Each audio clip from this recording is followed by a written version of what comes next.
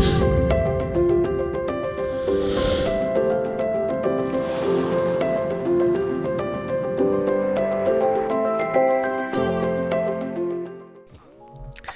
and welcome. This is Jed with Archeo, and today we're gonna talk about how much I should put in order to make $1 million in a set amount of time. So I get asked about this by one of my clients. She's a 25-year-old client, and she's fairly young but does really well at her job. And she wanted to be able to have at least a nest egg of $1 million in about 20 years time. So let's look at this, right? So I have this investment calculator. You can search anything online. My client is about 20 years, and we want to have $1 million, right? So we have $1 million in 20 years, and we're assuming about a rate of return of 10%, right? So if you are not getting 10% in your investments, you should look into other things, and I think we can talk about that. I'm assuming 10% is doable, and we're basically doing a monthly contribution, right? So if you calculate this, as you can see, right, you will need to contribute around 138124 at the end of each month to get about $1 million in your bank. So you can see, right, this is about 20 years. So 1824 in 20 years, your total contribution will be around 331,000, and your total interest is more than double. So the earlier you start, the better. Now, what if 13 is a little too much? We can lengthen the time. If we go about 25 years, assuming 10%, all she needs is about $800. So about $800 is a little doable, a little sweet spot, but for a 25-year-old, that might be a little hard to do. So if we lengthen it again by, say, another 10 years, so we go 30 years in total, right? Now you need half, right? So the more you increment by 5 years, you lower down your requirements of contributions a year by half. But what if we go back? Say back to 20 years, and then what if we increase our rate of return by, say, 12%? Then it will change the whole thing. Now, instead of putting in 13, all you need to do is 1,000. What if your rate of return goes up to 15%, right? So now it's 700. So there's only basically 3 factors: how much you're putting in, the rate you're getting, and your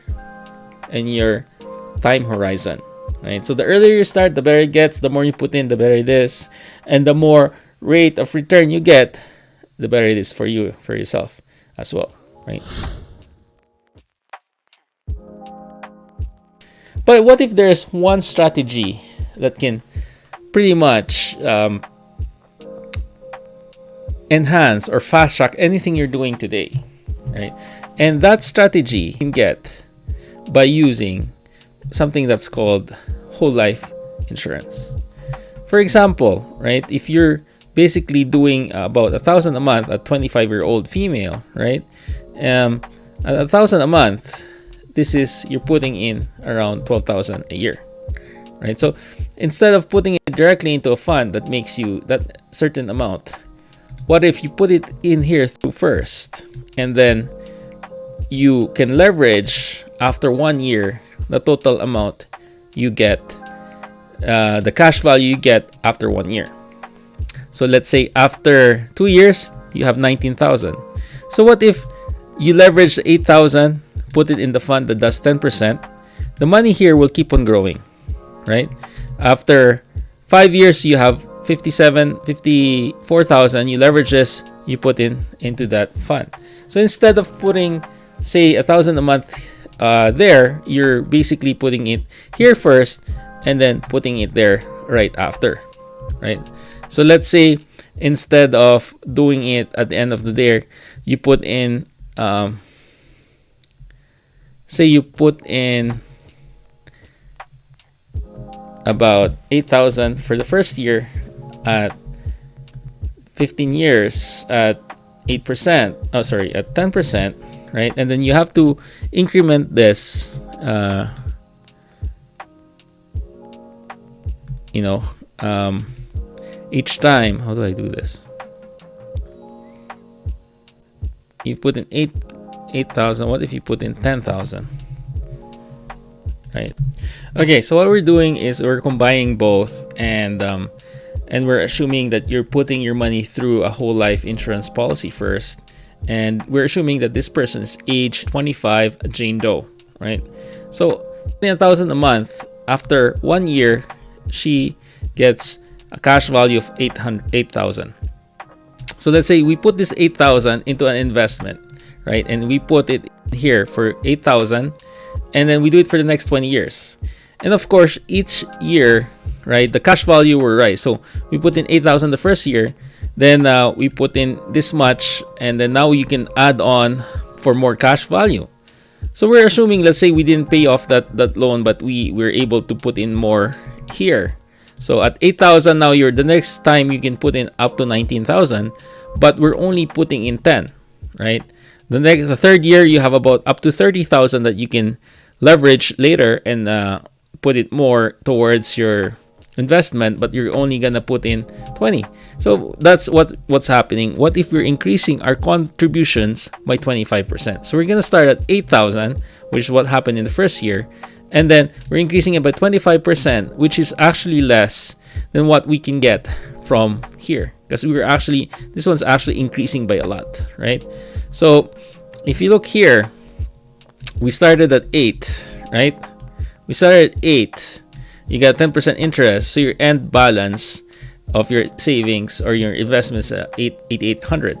The next year, we're adding in 8 plus 25%, which is 10. So your starting principal is gonna be 18,000 because you added in 10. But because of your interest at 10%, you're gonna get end balance of 20, right? Now the third year, you already put in 8. Now we're gonna put in 12, right? We're gonna put in 12 additional for our investment. Again, if you look here on the third year, you have more than 30K which you can put in. We're actually just putting in 12. So if we put in 12, now your balance and including interest, your end balance will be around 36,000. Now if you keep doing this, as you can see, around on the 13th or 14th year, that is when you hit your $1 million mark, right? Versus earlier, if we did not do the increase, right? Like if you just did 0%, and instead of annual contribution, you did a monthly contribution of 1,000, right? At 1,000 a month, and we did not increase that, and we only did 10% compound annually for 20 years. If you calculate that, oops, let me redo this. 40. If you're doing that, right, at the end of 20 years, all you'll have is not even $1 million, right? It's gonna take about another, let's get 23. Let's get another 36, right? 40.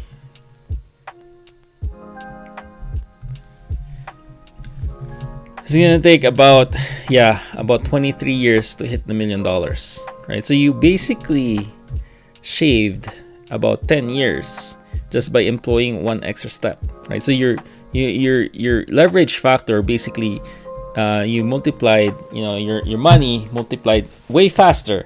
So instead of hitting $1 million right away in 23 years, you hit $1 million right away just by adding that extra step, just by contributing the extra $1,000 into your cash value, into your whole life, into your strategy. This is called the unlimited cash flow strategy. And then from here, you're gonna leverage this amount and put it into your investment here.